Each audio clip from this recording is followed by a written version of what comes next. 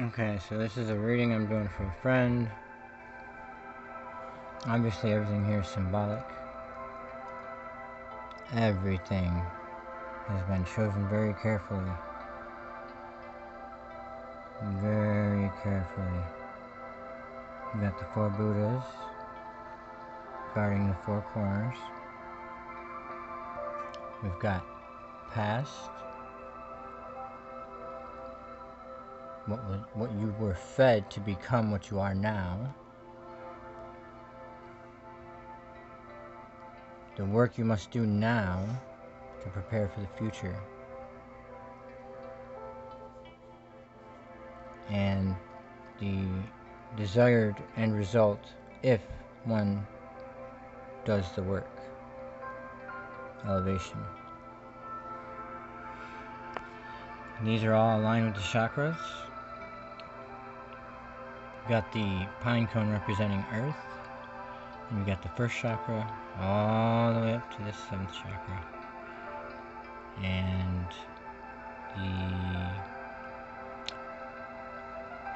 the white sage is to represent spirit. And then we have here just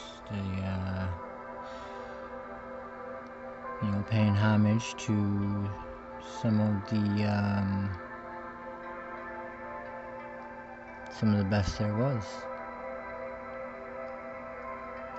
And the Creator gave us these wonderful things.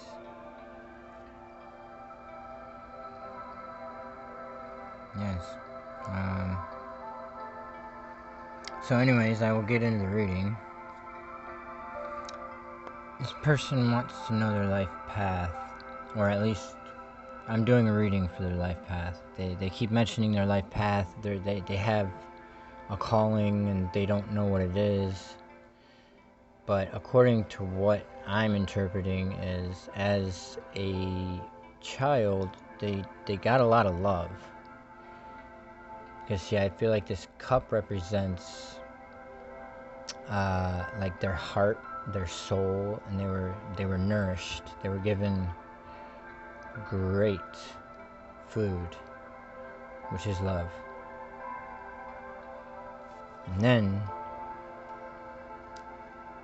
something happened. The Chariot. Something came into the picture and kinda balanced out the situation, I guess you could say. Polarity. It could have been feminine to masculine. That's the feeling that I'm getting. So that was the past. That's what leads us to now. Okay, so. And yes, I do go with the inverted cards. So first, for the present, the work that must be done is dealing with having too much confidence due to, I know this sounds silly, not enough self-love. Because he says needing more confidence, and it's upside down. He's actually too confident. He gets himself in situations because he's too confident. He doesn't care whether he lives or dies. So it comes across as confidence. It kind of is kind of confident. If you don't care if you live or die, that's I guess you're confident in your ability to stay alive. So, and then we wanted to elaborate a little bit more on the present, and oddly enough, it was another reverse card. So remember, this is about the work that has to be done. So this is now, and this is what's going on right here, right now. This man is a soldier, but he's too confident. It's like the ego, I don't think he's ever really experienced a true dark night of the soul, or even he might have, but ego death, or ego dissolution. But anyways, this card, when I asked to elaborate on the work that he needs to do, it says new beginnings, birth, new ideas, and creation. But it was actually inverted, see? And the question that I kind of asked was, where does this lead if he continues on this path of destruction or being, too confident, not loving yourself enough to be careful, essentially. And basically what this card is saying is he will be stagnant. There will be nothing new. There will be death, because this is inverted, remember? Death is birth, and birth is death. New beginnings is old things coming back to haunt you. New ideas is stagnant, no ideas. Old ideas, even. Lack of creativity. And even though this word is creation, when you flip it, it's destruction. Destruction is in his path. If he doesn't do some gardening. Life's a garden, dig it. Right? And so now we come to the end result. Now the first one, I said, okay. Because we're literally using a feather to represent the future, the elevation. And we got the Judgment card. It's not bad. Actually, kind of can signify something good. Decision pending, finality. So he will have to make a decision.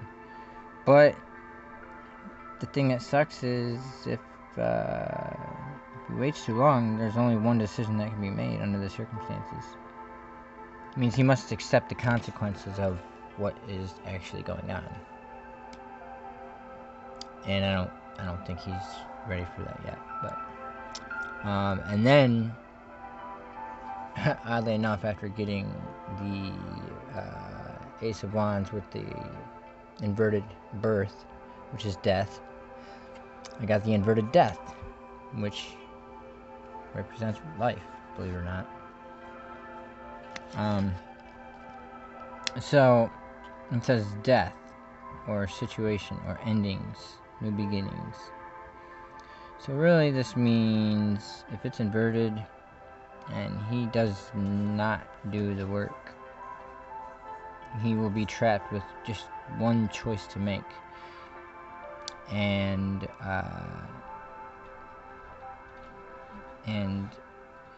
he will go through a death and a birth, like a rebirthing process.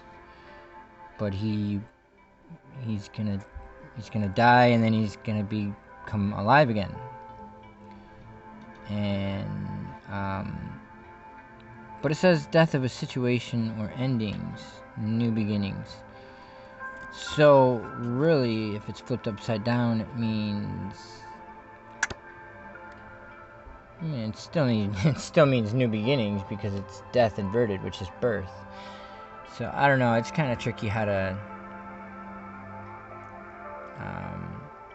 I think either way, he just might make it. He's almost died so many times. I believe he has a purpose.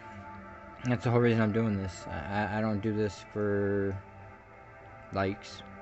I don't do it for money. I don't do it for cred. I don't do it for any of that.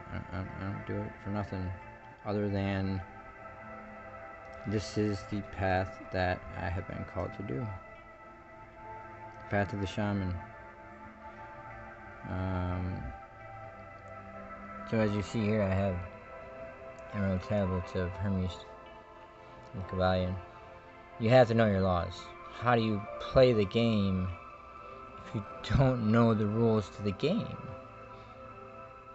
This book right here, it's called the Emerald Tablet of Hermes for a reason. The story goes that it was etched in emerald, which was thought to be indestructible at the time. And it practically is against water, at least. And so Hermes, which is the Greek incarnation of the Egyptian god Thoth, or at least he's thought to be. So it was really Thoth that wrote the Emerald Tablet and reincarnated as Hermes thrice the Great in Greece. Or he just resurfaced. I'm not sure. I'm not quite sure. But he... and I'm not sure about the timeline, but from what I've heard is the reason it was written on Emerald Tablets was so that it could survive the test of time. But for a long time,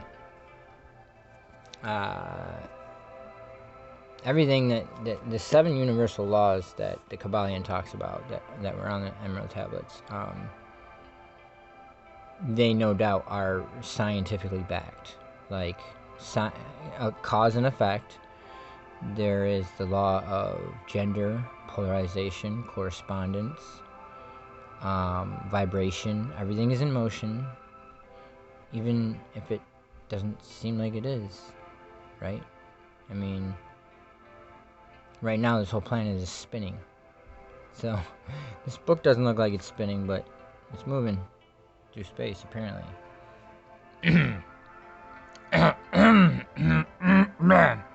Sorry, I had to clear my throat, but no, they do like to mystify things and make things more complicating than they really are. And it's, you know, but the soul knows. When you get to a certain point, you start to understand the symbologies and the reasons of why they wrote these books and why they call them the universal laws, because they don't change. Like, you can apply them to anything. It doesn't matter. Feminine, masculine, the law of gender. Like, this circle right here, that's a feminine shape. That's square. That's kind of a masculine shape. The triangle pointing upwards is another masculine shape. And the circle, another feminine shape. But it's all encompassed in the circle. So I see like the divine feminine, the divine father, and then maybe the self and the soul. You know? Just depends on how you look at it. They had a code for everything, like a lot of people would say, like, oh, this was sulfur and this was salt, or this and that and blah blah blah. But it was all symbolic. Like, they weren't really trying to turn lead into gold. Like, I hope you guys realize that. They weren't really trying to turn lead into gold. Now, there may have been some alchemists and philosophers who, in search of the Philosopher's Stone, or the Fountain of Youth, or whatever they had, they were greedy, and they were evil. They understood the law, and they knew that energy cannot be destroyed nor created. So, hence, sacrifices. Yes, sacrifices. I know, it's sad. When you could literally just make sacrifices in your life, but to them it's like a cheap book. They want to take the quick way out and avoid karmic debt, which good luck with that, because karma, she sees all and knows all. Anyways, that's it for my video. And I am out.